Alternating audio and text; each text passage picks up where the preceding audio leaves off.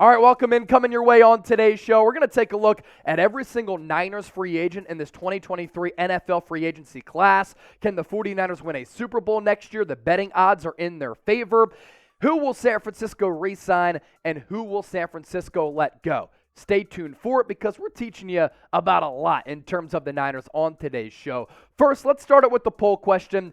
How confident are you that the 49ers can win and be victorious in winning Super Bowl 58 on that quest for 6? They've been so close the last 2 years. Scale it for me from 1 to 100. 1, not confident at all. 100, supremely confident. Sound off down below in the comment section.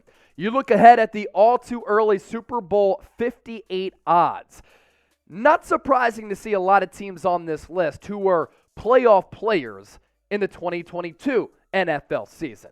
Kansas City Chiefs leading the way at 5-1 odds. Buffalo Bills right behind KC at plus 550. You still have Patrick Mahomes as well as Josh Allen. San Francisco, though, with this loaded roster, 7-1 odds, currently ahead of the team that's currently playing in Super Bowl 57 in the Philadelphia Eagles at 9-1, and then Joe Burrow going to be in the mix once again, tied with Philadelphia at 9-1 odds. And as you look ahead for the Niners in this organization, I understand that this loss in the NFC Championship game last weekend, it hurts. It's painful, especially considering that we as football fans were robbed of seeing a great matchup once Brock Purdy went out. Next year, though, in 2023, the 49ers will once again have one of the best rosters in the NFL. That's why they have to capitalize on this win-now window, get quarterback right, build up the offensive line, beef up the defensive tackle spot, and make some other moves, which is how we segue to this. Which free agents are going to come back? Which free agents are going to let go? Best intel coming your way on the entire internet on today's program. Let's first start by looking at all of the 49ers 2023 free agents. There are 23 in total. Jimmy Garoppolo, Jimmie Ward, Samson Ebukam, Emmanuel Moseley, Mike McGlinchey. Those are really some of the more notable players on this list. Al-shaair is up there as well. So too is Robbie Gould, because we know how important kickers are. Jake Brendel was the starting center. Will the Niners bring him back or look for a replacement? He was just solid this year. Daniel Brunskill, a very important occasional starter and depth piece along that offensive line. Could he look to go elsewhere? Deshaun Gibson, a great value signing for the Niners. He played at a all-pro caliber level this year. Then you go and look at a couple of players along this defensive line here. Charles Omenihu, we'll see what happens with his legal situation. Jordan Willis, the hero against Green Bay 2 years ago in the playoffs with that block punt. Ross Dwelly, inactive for a lot of the year. He basically got unseated by Charlie Warner and Tyler Kroft. Kerry Hyder, okay. Backup defensive lineman Hassan Ridgeway hurt his pec, so he went on season-ending IR, but was a pretty good replacement for Eric Armstead before he went down with that injury.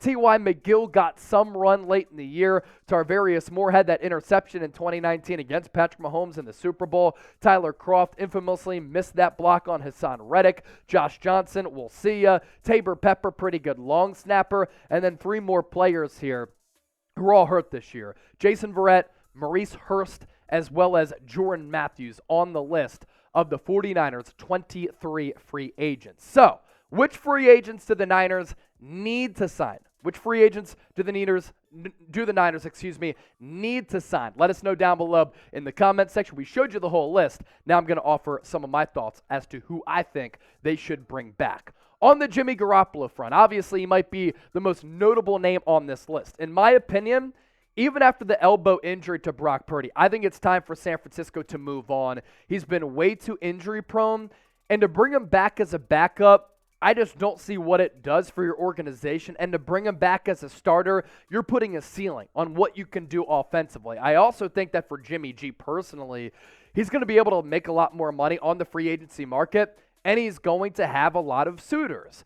A couple of weeks ago, I put together this list of Jimmy Garoppolo destinations. These are all teams who could be in the running for Jimmy G. If the New York Jets swing and miss on Aaron Rodgers, he has that familiarity with Robert Saleh. Maybe he goes there for a team that's ready to win right now. I do think the New York Giants are going to bring back Daniel Jones. The Las Vegas Raiders are going to move on from Derek Carr. If they're not able to land Tom Brady, is Jimmy G, given that he was with Josh McDaniels in New England, the next best option? Washington Commanders looking for a quarterback because Taylor Heineke, I think, is more so of a backup in this league. Houston Texans, with D'Amico Ryans, could they look to bring in Jimmy G and maybe draft a rookie in the first round or later to start to groom with that organization if they want to use that high first-round pick for another franchise cornerstone at defensive end or offensive tackle? New Orleans Saints looking for a quarterback. So too are the Carolina Panthers. If Geno Smith leaves Seattle, could Garoppolo go there? Because Pete Carroll likes to run the football with a conservative quarterback, and Jimmy G fits that mold. If Aaron Rodgers leaves the Green Bay Packers, could he go there?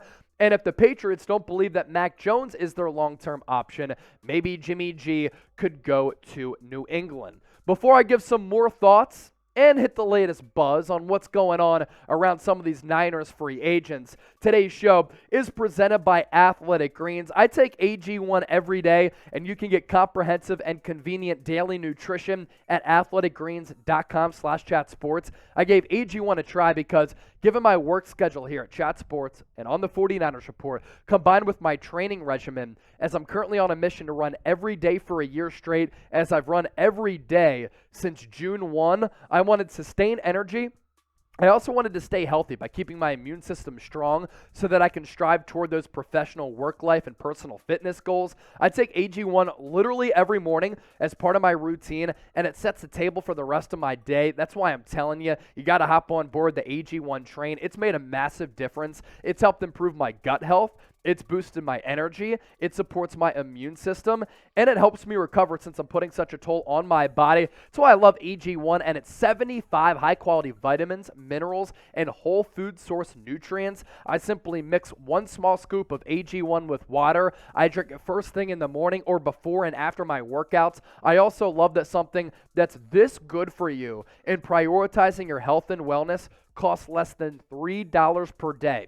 So if a comprehensive solution is what you need from your supplement routine, then Athletic Greens is giving the Niner Gang a free 1-year supply of vitamin D, which is so good for you. Read the studies. It's phenomenal. I take that every day as well. And 5 free travel packs with your first purchase. So head to athleticgreens.com/chatsports. That's athleticgreens.com/chatsports. Check it out, that link in the comment section, as well as in the description of this video. You put that scoop in a bottle of water, you shake it up, you're ready to go to start your day on the right foot. Let's continue to keep it moving here on the show. Thoughts on Jimmie Ward. He was dapping up some players in the Niners locker room after that loss to Philadelphia, which sometimes is a sign that I'm not sure when I'm going to see you again. I'm not sure if I'm going to be back with this organization. And for Jimmie Ward, with the good play of Deshaun Gibson, the emergence of Talanoa Hufanga, he lost his starting role at safety. So what the Niners did once he came back from that hamstring injury as well as that hand injury, they play him at slot nickel cornerback.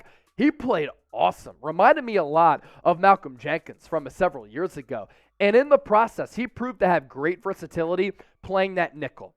And because of that versatility, playing in the box, playing at nickel, slot corner, and at safety, as he's been a captain, was named a top 100 player by his peers. He's been to the Pro Bowl. He's going to get paid a lot of money. And San Francisco might not have the money to spend on a guy like Jimmie Ward, especially if they can bring back Deshaun Gibson for the cheap in free agency. If Ward does leave, that's a big void, no doubt. 9 seasons with the team as a former first-round pick, a great leader. That's why he has the C on his chest. As for the Niners' salary cap situation, a lot of you are probably wondering about this. The salary cap this year in the NFL, a record nearly $225 million. Currently, right now, without restructures, San Francisco, $16.5 million. Before we continue to move forward and progress on today's show, we just hit 78,000 subscribers. Make sure you subscribe as we're now on the road to 80,000 subscribers. This is your go-to spot for the best Niners coverage all throughout the offseason and all year long. Lock us in. Hit that subscribe button right now. As for whether or not San Francisco should sign an edge rusher by the name of Samson Ebukam, 9.5 sacks in the last 2 years. as a cheap depth piece, I'm okay with bringing him back. And I liked the signing a couple of years ago because I knew that Ebukam had speed coming off the edge. It's been proven, though, over the last 2 years, as he's been the consistent starter, he's a little bit too slight. He's a speed rusher. He's not an every down rusher. And San Francisco needs better defensive linemen all across the board opposite of Nick Bosa. They need a better edge opposite of Nick Bosa. I like Drake Jackson. Can he be that guy? And is San Francisco going to bank on his development, or are they going to spend big in free agency to try to conserve Bosa, who kind of flailed out at the end of the year, for Emmanuel Moseley? Will Moseley be getting that money? His market was set to take off before tearing his ACL early in the year against the Carolina Panthers in a game in which, because he played at North Carolina A&T, had a bunch of family members there, and had that pick six late in the game, he tears his ACL. He was on the way to getting a Charvarius Ward type of deal between $14-16 million, but because he tore his ACL, what happens now? Also keep in mind, with D'Amico going to Houston, is he going to bring a lot of the defenders from San Francisco to Houston with him?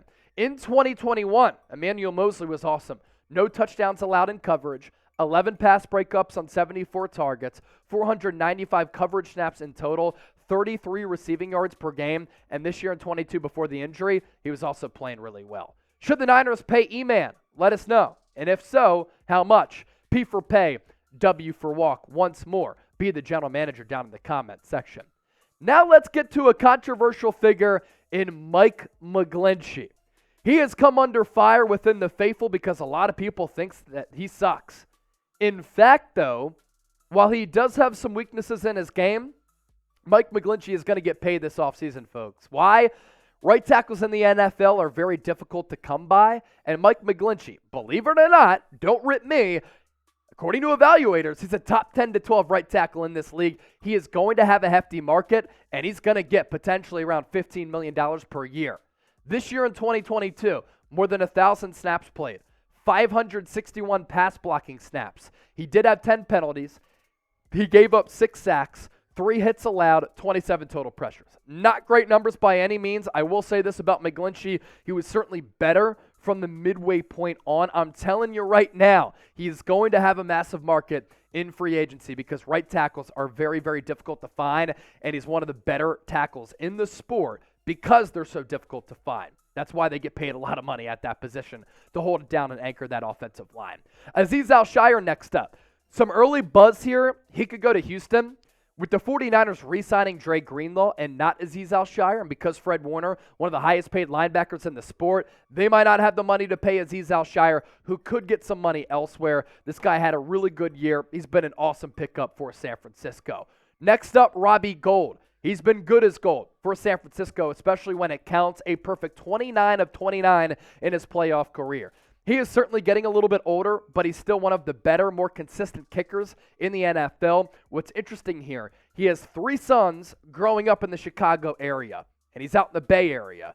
Could he elect to go somewhere closer to where his sons are to be with them as they grow up in their respective childhoods? We'll see, but if the Niners bring him back, obviously he's been good as gold for the red and gold, especially in the playoffs, as I said, with that perfect 29 of 29 mark. And if you can't get kicker right, it could be a disaster for your organization. Time and time again, we've seen that.